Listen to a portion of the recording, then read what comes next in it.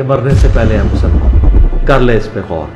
किताबों का खुदा और है, बाबों का खुदा और। कहने को तो थी सबका इस्लाम है, लेकिन किताबों का जहां और है, बाबों का जहां और। मैं कहता यार ये तू क्या यानी कि अहले हदीसों वाले काम कर रहा है, तू यानी गलत साइड में चला गया। मैं उसे समझाता वो इंजीनियर साहब वाली बात के पहले कभी किसी ने निकाह कि आपका बच्चा नमाज नहीं पढ़ता, लेकिन जब मैं रफ़ीदैन के साथ नमाज शुरू की तो वो जिस दिन मैंने पहले दिन रफ़ीदैन अभी किया, नमाज खत्म होते ही साथ वाले भाई ऐसे करके देखे मुझे। अलियास कादी साहब ने वो दम बताया कि अगर दर्द हो तो वहाँ रखेंगे बाबा जी की गोरी। हाँ। तो मैंने उन्हें हदीस आगे रखी, मैंने कहा आप सुन तो ये बताया कि ये करे आप जब आपको दर्द हो। तो मैंने फोन यानी कि कार साहब पकड़ा, मैं आगे बोल नहीं लगा, वो कार साहब ने कहा फोन बंद कर दो बस, ठीक है ये बहुत बुरी आदत है, आपने ये ऐसे नहीं करना, ये फोन बार बार खींच लिया वैसे मामला। मैंने कहा ठीक है कार साहब, तो किसी ना किसी तरीके मुझे तंग करेंगे। अभी ये कल जुम्मे को ना एक वो दरसे कुरान था, वहाँ बरेलवी आलम आए थे, तो उन्हें कहते हैं कि मेरी तरफ इशारा करके इसे फूंक मारे, कोई इसे दम शम करे। अस्सलाम वालेकुम भैया। वालेकुम अस्सलाम व रहमतुल्लाह। क्या नाम है भजन? मेरा नाम मोहम्मद मुनीब। मोहम्मद मुनीब। मुनीब जी जी। मुनीब भाई किधर से? मैं ये सियालकोट से। ये सियालकोट से? ये नज़दीक ही है ना, सही हो, आते रहते हैं। सियालकोट से मुनीब भाई आपको वेलकम जेलम अकेडमी में। और ये बताएं कि अकेले आए? नहीं, दोस्त को लेके आया हूँ साथ। ठीक हो गया। कितने दोस्त हैं? एक ही है साथ, एक मैं और साथ दोस्त है। दो दोस्त हैं? दो दोस्त हैं। फर्स्ट टाइम आयो? नहीं, पहले भी आ चुका हूँ, 3-4 बार पहले आए। 3-4 बार? वो साथ दोस्तों को लेके कभी किसी को कभी किसी को। अच्छा अच्छा। किसी जगह कंपनी देते हो? कंपनी देता हूँ, यानी कि गाइड करता हूँ कि ऐसे जाना ही है ऐसे। अच्छा, खुद ही कहते हैं ना कि लेके चलो। दावत भी देते हो कि खाली? जी अल्हम्दुलिल्लाह दावत भी देते हो। अच्छा, पहले तो आप अपने बारे में बताएं ना। जी जी। आपका बैकग्राउंड क्या था? मैं बेसिकली एक बरेलवी घराने से ताल्लुक़ था, लेकिन खुद ना प्रैक्टिसिंग नहीं था मुस्लिम, सिर्फ यानी कि वही एक स्टूडेंट था स्कूल में, कोई यानी कि दीन के बारे में कोई नॉलेज नहीं, नमाज कभी चाहा पढ़ ली कभी ना पढ़ी, ऐसे यानी कि चल रहा था। फिर ये था कि मैट्रिक के पेपर दिए तो छुट्टियाँ आई, उसमें एक दोस्त था मेरा, वो चला गया ज़रा जिम्बाब्वे, उनका बिज़नेस था, वो अली भाई का स्टूडेंट था। वो जिम्बाब्वे से वापस आया, तब मैं यानी कि मेरी वेकेशन थी, मैं फ्री था, तो उसके साथ नमाज़ें शुरू की मैंने। तो उसे मैं देखता वो रफ़ीदैन करता था। मैं कहता यार ये तू क्या यानी कि अहले हदीसों वाले काम कर रहा है, तू यानी गलत साइड में चला गया। मैं उसे समझाता, वो आगे से यानी कि उसने गाइड नहीं किया, वो आगे से चुप कर जाता, वो कहता यानी कि तुम्हें नहीं पता बस ठीक है, ऐसे चुप कर जाता। फिर वो मैंने सोचा यानी कि ये क्यों करता है, क्या वजह ये करता है रफ़ीदैन, यानी कि मुझे रफ़ीदैन का नाम भी नहीं था कि ये रफ़ीदैन कोई चीज़ है, नमाज का कोई हिस्सा है, क्योंकि हम तो वैसे ही नमाज़ पढ़ते थे शुरू से, जैसे यानी कि दूसरों को देखते थे।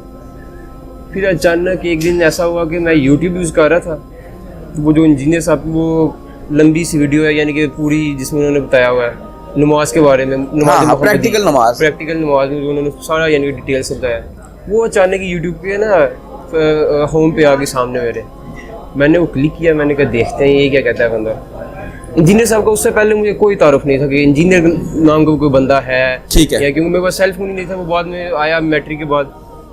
तो मैंने वो वीडियो देखी, अभी कोई 5 से 10 मिनट देखी, तो मैं यानी कि सोचने पे मजबूर हो गया कि ये तो यानी कि अहादीस में तो नमाज का तरीका ये आया है, ये तो रेफरेंस दे रहे हैं इंजीनियर साहब, ये मैं जाकर पढ़ूँ कि ये हकीकत है क्या है।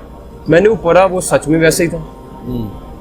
तो अल्हम्दुलिल्लाह उसके बाद नमाज भी स्टार्ट की 5 टाइम की, और रफ़ीदैन से स्टार्ट की, तभी से नमाज स्टार्ट कर दी, और रफ़ीदैन से की, उसके बगैर नहीं की।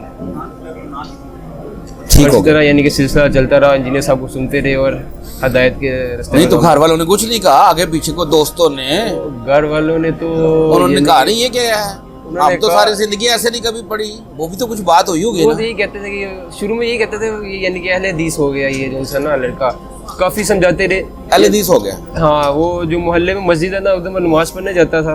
ठीक है। तो पहले तो वो इंजीनियर साहब वाली बात के पहले कभी किसी ने निकाह कि आपका बच्चा नमाज नहीं पढ़ता, लेकिन जब मैं रफ़ीदैन के साथ नमाज शुरू की तो वो जिस दिन मैंने पहले दिन रफ़ीदैन अभी किया, नमाज खत्म होते ही साथ वाले भाई ऐसे करके देखे मुझे कि ये बच्चा जानते थे मुझे, ये तो उनका बेटा, ये ऐसा क्यों कर रहा है। फिर वो आहिस्ता आहिस्ता मुझे समझाएं कि यार ये तो अहले हदीसों वाले काम है। मैं आगे से चुप कर जाता क्योंकि तभी इतना कोई नॉलेज नहीं था कि मैंने क्या बताऊं। फिर मेरे अब्बू को बताते थे कि आपका लड़का गुमराह हो रहा है, ये है वो है। अब्बू ने बोला यानी कि खैंचा है, ये है। मैंने कहा नहीं अब्बा जी, इस मामले में नहीं, जो सुन्नत है वो नहीं मैं छोड़ सकता, बाकी जो आप कहेंगे वो मान लेंगे, ये नहीं चलेगा। घर वालों ने काफ़ी सख्ती की कि किसी तरीके से, अभी बच्चे हैं तो नौजवान है इस उम्र में, यानी कि बच्चे जो उनसे ना गुमराह हो जाते हैं, मौलवी हजरात अपने साथ लगा लेते हैं। तो उसका भी शायद ये वही सीन है कि कोई अहले हदीस टक्कर गए ऐसे, जिसकी वजह से ये इधर को हो रहा है। अच्छा, उन्होंने बड़ी कोशिश की लेकिन मैंने कहा नहीं, उन्हें नहीं था पता। लेकिन अब अल्हम्दुलिल्लाह वो भी यानी कि थोड़े न्यूट्रल हो रहे हैं। अभी सोचने पे मजबूर हूँ अभी, जैसे मैं बता रहा हूँ ना कि ये ऐसे नहीं, ऐसे ये देखें, ये देखें। जिन्हें आप सुनते हैं मुझे चैनल पे, वो तो यही तरीके बता रहे हैं सुन्नत में ये है। जैसे वो इलियास कादी साहब ने वो दम बताया कि अगर दर्द हो तो वहाँ रखेंगे बाबा जी की गोरी। हाँ। तो मैंने उन्हें हदीस आगे रखी, मैंने कहा आप सुनो तो ये बताया कि ये करे आप जब आपको दर्द हो तो ये देखिए क्या है, यानी कि क्या सिलसिला चल रहा है। तो इस वजह से वो थोड़ा सोचने पे अब आए हैं, इंशाल्लाह आ जाएंगे हिदायत के रास्ते में। सही हो गया। अच्छा, ये तो होगी शॉर्ट वर्जन। कोई ऐसा कोई वाकया, कोई ऐसा इस दावत से जुड़ा हुआ किसी मस्जिद में, कहीं भी कोई ऐसा सीन है, कोई दोस्तों में, कोई कजन्स में? दोस्तों में बरेलवी भी दोस्त है जो यानी कि आलम बन रहे हैं, और एक लड़का है हमारे गांव का ना, वो अवैस भाई, वो भी एक बार मेरे साथ इधर आए हैं। जिन्हें सबके स्टूडेंट नहीं है वैसे, वो यानी कि वो भी बरेलवी कराने से थे, लेकिन वो यानी कि अहले हदीसों की तरफ डाइवर्ट हो गए, उधर चले गए। तो वो उनके साथ ये अहले बैत के मामले में ना काफ़ी यानी कि उनसे बातचीत होती रही है। वो उनके साथ भी उनके किसी वो आलम नहीं थे, मुफ्ती साहब से, मुफ्ती भी नहीं थे, यानी कि ऐसे वो मस्जिद में इमाम नहीं होते वो थे, उनके पास भी गए हैं। बरेलियों के साथ वो भाई हैं, उनके साथ उनके मदरसे मुद्दीन चैनल वालों के, उनके पास रफ़ादैन के मसले में वो ले गए कि ये रफ़ादैन करता है, ऐसे बताएं। तो उधर भी यही हुआ कि उन्होंने मुझे वो हदीस बताई कि वो गोरों के दुम्मों वाली। तो उन्होंने पहले ये कहा कि आप सल्लम ने इसका यानी कि हुक्म नहीं दिया रफ़ादैन का कहीं भी, और हदीस भी वही बता रहे हैं वो हज़रत मालिक बिन हुवैरिस वाली कि नमाज उसी तरह पढ़नी है जिस तरह मुझे पढ़ते देखो। तो मैंने कहा ये कोई हुक्म नहीं है ना, आप सुन क्या कह रहे हैं, ये हुक्म नहीं है तो क्या है। फिर साथ ही वो आलम साहब का टाइम हो गया, वो कहते हैं नहीं नहीं मैं जा रहा हूँ बस, ठीक है। वो भी चले गए। इसी तरह एक बार ये मस्जिद में ना एक दोस्त ने रफ़ादैन शुरू किया, तो उनके नज़दीकी जो मस्जिद है ना, वहाँ इमाम जो है ना वो देवबंद थे। तो उनके पास हम बैठे कोई 5-10 मिनट, उनसे बातचीत हुई रफ़ादैन के बारे में कि वो भी करते थे, उन्होंने अब छोड़ दिया ऐसे। तो उन्होंने गोरों के दुम्मों वाली हदीस उन्होंने रखी मेरे सामने। उन्होंने हदीस बताई कि मुस्लिम में एक हदीस ऐसी आई है। मैंने कहा इस्लाम 360 मैंने खोली, मैंने कहा ये ले निकाल के दें। उन्होंने हदीस निकाली, उन्होंने पढ़ के सुनाई। अब मुझे तो पता था इसके आगे वाली हदीस में उनमें यानी कि डिटेल से बताया हुआ है कि ये वो आपसे ने कहा है कि अपने दोनों हाथ जानों पे रखो, ना फिरो। तो मैंने फोन यानी कि कार साहब पकड़ा, मैं आगे बोल नहीं लगा, वो कार साहब ने कहा फोन बंद कर दो बस, ठीक है। ये बहुत बुरी आदत है, आपने ये ऐसे नहीं करना, ये फोन बार बार खींच लिया वैसे मामला। मैंने कहा ठीक है कार साहब। फिर वो सुनाते रहे, मैं चुप करके मैंने कहा इन्होंने मानने नहीं जब, ठीक है। नहीं, इनके साथ तो बहस करनी भी नहीं बनती, उन्होंने कौन सा मानना। नहीं, वो मैं दोस्त की वजह से गया था कि यार इसे कार साहब ऐसे दूसरी तरफ लगा रहे हैं, उल्टा नुकसान होता है। ये छुरे किस्म के जो होते हैं ना, ये दिल में रख लेते हैं, फिर वो आपको पता है वो नहीं वो बदला फिर भी थोड़ा उस तरह ना, मतलब उस तरह की साइड पे भी चले जाते हैं। हाँ वो बंदा चढ़ाते हैं इस तरह की कोई एक्टिविटी। हाँ। दावत में भी ये है कि अगर किसी को दावत देना, तो कुछ बंदे होते हैं जो यानी कि ट्रूथ लवर होते हैं, वो तो मान लेते हैं। लेकिन कुछ जैसे मस्जिद में बुजुर्ग हो ना, अभी रिसेंटली एक बुजुर्ग थे, उन्हें मैंने ना वो कुरान भी बुरा पढ़ते हैं, ऊपर से ना अरबी। मैंने उन्हें कहा कि आप यानी कि कितनी देर होगी आप कुरान ऐसे पढ़ते हैं, आप कोई समझ आई इसकी कि क्या है, क्यों पढ़ते हैं आप। वो आगे से वो सूफी वाली बातें शुरू कर दी कि आपको सुकून मिलेगा, आप पढ़ के तो देखो अल्लाह का कलाम है। वो मैंने कहा समझने के लिए कुरान आया, हिदायत के लिए आया है, आप ये मजे ले रहे हैं सिर्फ इससे। क्या कर रहे हैं आप।